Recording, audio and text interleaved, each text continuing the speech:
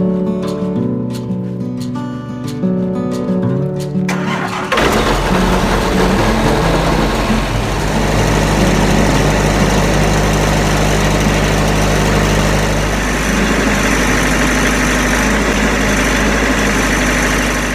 guys, this is Pat here from Rain Country, and God is good all the time.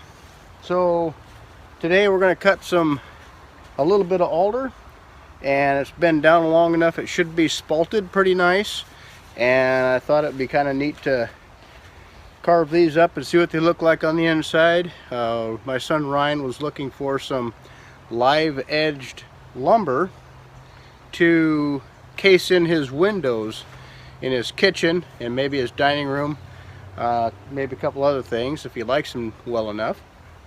And I thought I'd open these things up and take a look in them, see what they look like. So what I'm doing here, I have some alder.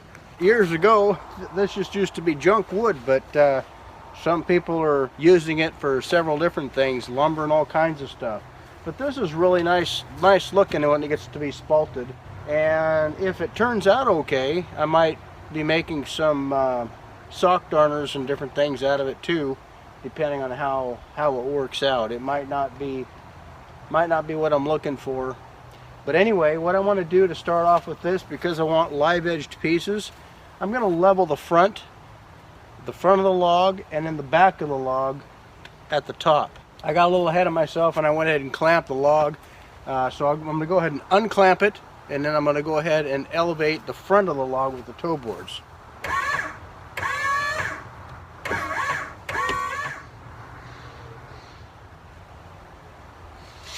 Okay, now what I have, the log level, or fairly close to level, from the front clear to the back, so when the blade runs across there, it's going to be level all the way across. If you guys aren't familiar with how different cuts are made, this is just one particular cut. If you're looking for clear, obviously we don't have any clear in this, but what I want to do is the board that comes down, I want it to be fairly uniform all the way down, from the top to the bottom, and live edged on each side. So that's what we're shooting for right now. It makes it real nice because this mill here has a toe board on the front. It also has a toe board on the back. Normally what I'm used to doing is loading the small end of the front. This mill gives me the option to have the front or the small end of the log facing towards the tail end of the deck.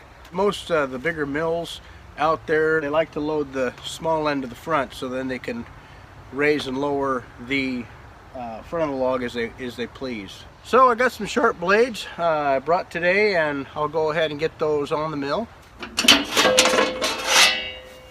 Now, in setting up the mill yesterday evening, there's a couple of things that you want to make sure that you do when you get ready to get everything set up. If you're going to be using your debarker, you want to make sure that you unlatch it right here. There's a little post on the debarker. This drops down and twists backwards towards the greaser. That frees the debarker to run left or right.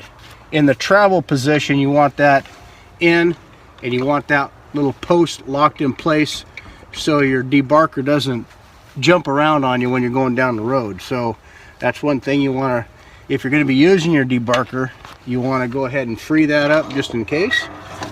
I never like to leave the blade on the mill because they'll sit there and they'll rust over time. That's just bad for them. So I just like to take them off, take the tension off of the mill, take the tension off the blade when it's not in use, and then just take and store the blades inside.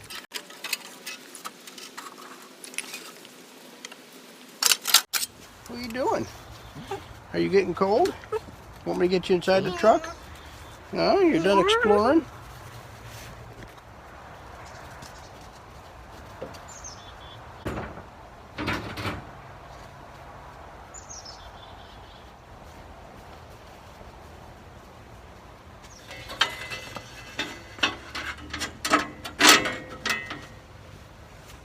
What you doing, little guy?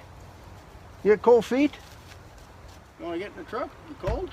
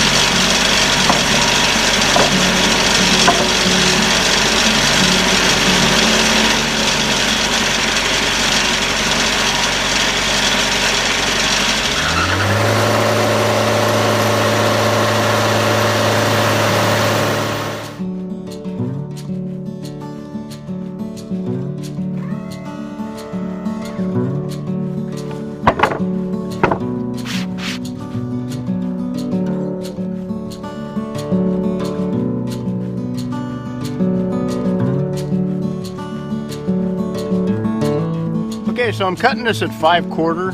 That way it can have time to dry and shrink a little bit.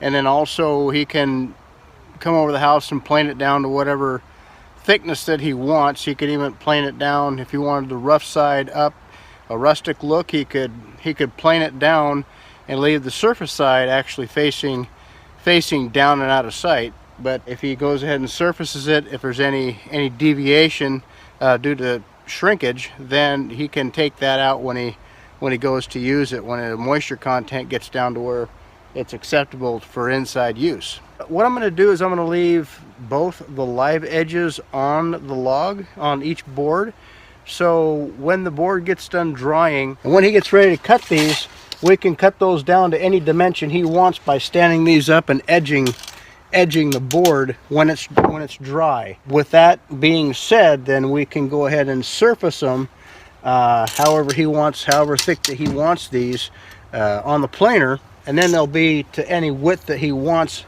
and still have that edge on there. So this will make a nice 6-inch board. I think he was wanting 6-inch.